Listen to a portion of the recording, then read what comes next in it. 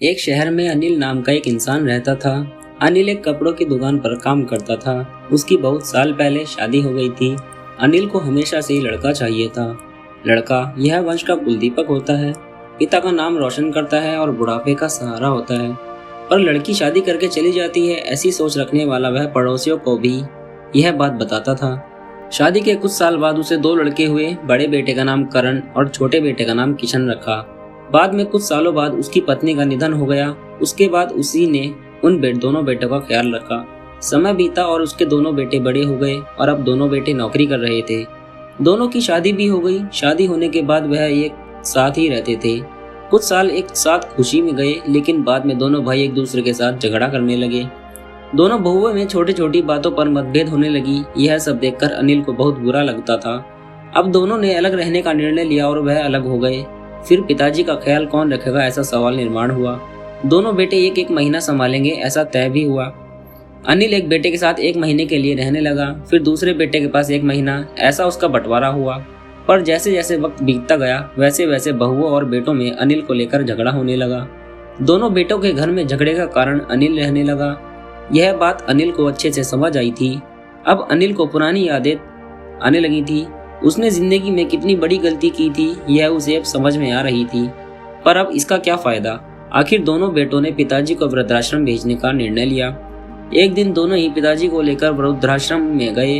वहां जाने पर सभी औपचारिकता पूरी करने के पिताजी को मिलकर वह दोनों अपने घर वापस चले आए। बेटे घर जाने के बाद अनिल बहुत रोने लगा। उसके बाद वृद्धाश्रम में के कई लोगों ने उसे समझाया, पर वह बहुत दुखी हो गया था। अनिल को वृद्धाश्रम में आकर 8-10 दिन हो गए थे। वह किसी से भी बातचीत नहीं करता था और एक पेड़ के नीचे बैठकर विचार में मग्न रहता था। वहां के लोग उसे पूछते थे, पर उसने किसी को कुछ भी नहीं बताया। कुछ दिनों में वह एक व्यक्ति से थोड़ा बहुत बोलने लगा। बाद में दोनों की अच्छी दोस्ती हो गई। एक दिन वह दोनों बैठे थे, तब वह व्यक्ति अनिल को अपनी कहानी बताने लगा। वह बोला कि मुझे एक ही बेटा है, वह मेरे साथ छोटी छोटी बातों पर झगड़ा करता था। इस बात को मैं बहुत ऊब गया था, इस वजह से मैंने वृद्धाश्रम रहने का निर्णय लिया। मुझे कभी कभी लगता था कि मुझे बेटे के साथ साथ एक बेटी भी होती तो कितना अच्छा होता। कदाचित आज वह मेरे बुढ़ापे की लाठी बन सकती। उसका बोलना सुनकर अनिल और ज्यादा दुखी होने लगा और वह बहुत गहरे विचारों में खो गया। अनिल को दुखी अवस्था में देखकर उसके दोस्त ने इंसान ने पूछा, आप क्या सोच रहे हो? आपके सामने देखो। उसे दिखने वाले दो व्यक्तियों में से एक हमारे वृद्धाश्रम के मालिक हैं। उनका नाम कैलाश सेठ और दूसरी उनकी बेटी है, उसका नाम आराध्या है। वृद्धाश्रम का सारा काम उनकी बेटी संभालती है। कैलाश सेठ उनको एकमात्र बेटी थी। बेटी माँ और पिताजी से बहुत प्यार करती है, उतना ही प्यार वह वृद्धाश्रम के हर एक व्यक्ति से प्यार करती है। अनिल सिर्फ उसकी तरफ देखते ही रह गया और उसका मन भी और भी ज्यादा दुखी होने लगा। रात होने लगी थी। हर एक वृद्ध अपने अपने रूम में जाने लगे। अनिल भी अपने रूम में जाता है। रात का खाना जल्दी खाकर सब लोग सो जाते हैं। अनिल को उसका भूतकाल याद आता है। अनिल की शादी होने के बाद उसे पहली बेटी हुई थी। उसे बहुत गुस्सा आया। पत्नी के मना करने के बाद भी गुस्से में उसने बेटी को उठाया और दूर जाकर उसे वहां छोड़ आया। पर अब पश्चाताप करने के सिवाय रास्ता भी नहीं था। अनिल को रात भर नींद नहीं आई। दूसरे दिन वृद्धाश्रम में एक छोटा सा प्रोग्राम था। हर एक जन जल्दी उठता है और अपने अपने काम में लग जाते हैं। दोपहर को सब लोग हॉल में एकत्रित हुए। कैलाश सेठ और आराध्या भी आए हैं। वहां पर प्रोग्राम चालू था। तब कैलाश सेठ का ध्यान 2-3 बार अनिल की तरफ गया। अनिल उनको एकदम उदास बैठा हुआ दिखा। उनको लगता था कि शायद उसकी तबीयत अच्छी नहीं होगी। प्रोग्राम खत्म होने के बाद वह अनिल से बात करने के लिए उनके पास जाते हैं। वह अनिल को दुखी होने का कारण पूछते हैं। तभी अनिल बहुत रोने लगता है और थोड़ी देर बाद वह अपनी पूरी कहानी उनको बताता है कि मुझे भी पहली बेटी हुई थी, पर मुझे बेटी नहीं चाहिए थी, इसलिए मैं गुस्से में आकर उसे छोड़ कर आया। आज जब मैंने आपको आपकी बेटी के साथ देखा तो मुझे समझ आया कि बेटी कितना प्यार करती है। मेरी बेटी भी मेरे साथ होती तो मुझे यहाँ वृद्धाश्रम में रहना नहीं पड़ता। मेरे दोनों बेटों ने मुझे दुखों के सिवा कुछ भी नहीं दिया। मैंने किए हुए पापों की सजा आज मैं भुगत रहा हूँ।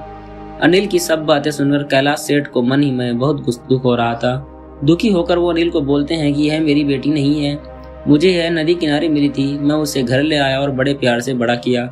मैं और मेरी पत्नी उससे बहुत प्यार करते हैं और हम दोनों में से उतना ही प्यार करती है। पूरी कहानी सुनने के बाद अनिल बोलता है कि मैंने मेरी बेटी को भी नदी के किनारे मंदिर के पास छोड़ा था। यह सुनकर कैलाश सेठ को थोड़ा गुस्सा आया और वह वहां से निकलने ही वाले थे। तभी उसी वक्त वह अनिल को पूछते हैं, आपकी बेटी का बर्थ मार्क वगैरह आप बता सकते हो क्या? अनिल ने तुरंत जवाब दिया कि हाँ बता सकता हूँ। उसके बाएं हाथ पर और पैर पर एक उंगली ज्यादा थी। यह सुनकर कैलाश सेठ को विश्वास होता है कि आराध्या उसी की बेटी है। यह सब सुनकर कैलाश सेठ वहां से चला जाता है। वह चले जाने पर आराध्या वहां पहुंचती है। वह अनिल को बोलती है कि मैंने आप दोनों की पूरी बात सुन ली है। आपने मेरे बारे में जो भी कहा वह सुनकर मेरा मन बहुत दुखा है। एक पिता खुद की बेटी के बारे में ऐसा निर्णय ले सकते हैं, यह सुनकर मुझे बहुत बुरा लगा। आपने जो भी किया वह बहुत गलत था। आपने मुझे बेटी बोलने का अधिकार खो दिया है। मैं आपकी बेटी होकर भी आप मुझे रास्ते पर छोड़कर चले गए थे, और मैं उनकी बेटी ना होते हुए भी उन्होंने मुझ पर जान निछावर कर दिया। इसलिए वही मेरे सच्चे पिता हैं। आप इस वृद्धाश्रम में रह सकते हैं, पर आज आपने सबके सामने जो बोला है वह फिर कभी भी उनके सामने मत बोलिएगा, क्योंकि आज तक मैंने उनको इतना दुखी कभी नहीं देखा। इतना बोलकर आराध्या वहां से चली गई।